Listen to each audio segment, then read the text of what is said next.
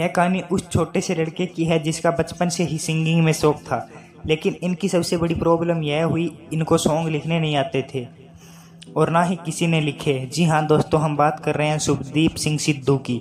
जब इनको सिंगिंग में अच्छी फेम और नेम मिल गया तो लोग इन्हें सिद्धू मूसेवाला के नाम से जानने लगे और आज पूरे विश्व में सिद्धू मूसेवाला के नाम से लोगों के दिलों पर राज करते हैं। इन्होंने स्कूली शिक्षा अपने गांव मूसा, जिला मानसा, पंजाब से ही की। स्कूली शिक्षा के बाद विदेश चले गए अपनी पढ़ाई पूरी करने, लेकिन इनको तो सिर्फ सिंगिंग का ही शौक था। जब वह लड़का अपने गांव से विदेश चला गया पढ़ाई करने, लेकिन उसका शौक तो सिर्फ सिंगिंग में ही था। वहीं विदेश में रहकर सिंगिंग में अपना करियर स्टार्ट कर दिया, लेकिन प्रॉब्लम यह थी उस इंसान को, उस लड़के को गाने लिखने नहीं आते।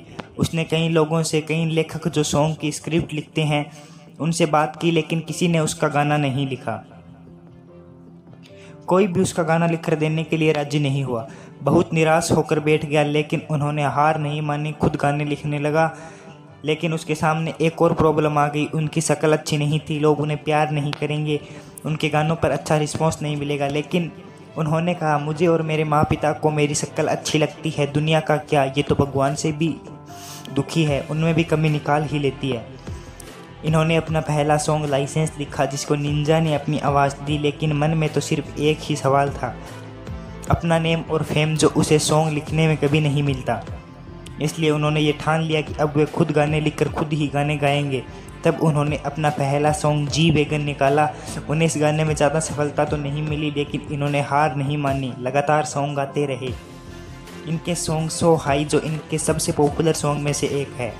इसके बाद इन्होंने कभी पीछे मुड़कर नहीं देखा। इस सॉन्ग के बाद इन्होंने एक एक करके कई सॉन्ग निकाले, कई सॉन्ग रिलीज़ किए। इनका हर सॉन्ग ट्रेंडिंग में जाता। इनके popular song so high, same beef, old school, 295, डाका इत्यादि है। ये इनके मोस्ट पॉपुलर सॉन्ग है। आज इनके यूट्यूब पर 13 मिलियन से भी ज़्यादा सब्सक्राइबर है और इंस्टाग्राम पर 10 मिलियन से भी ज़्यादा फॉलोअर्स है। कहते हैं ना, किसी की ज़्यादा तरक्की सभी को खटकती है, वही हुआ इस सिंगर के साथ। एक गरीब मध्यम वर्गीय परिवार से उठकर आज इतनी बड़ी हस्ती बना, लेकिन किस्मत के आगे किसकी चलती है। 29 मई 2022 को उनको अपने ही गांव मानसा में अज्ञात लोगों ने गोलियों से छलनी करके मौत के घाट उतार दिया।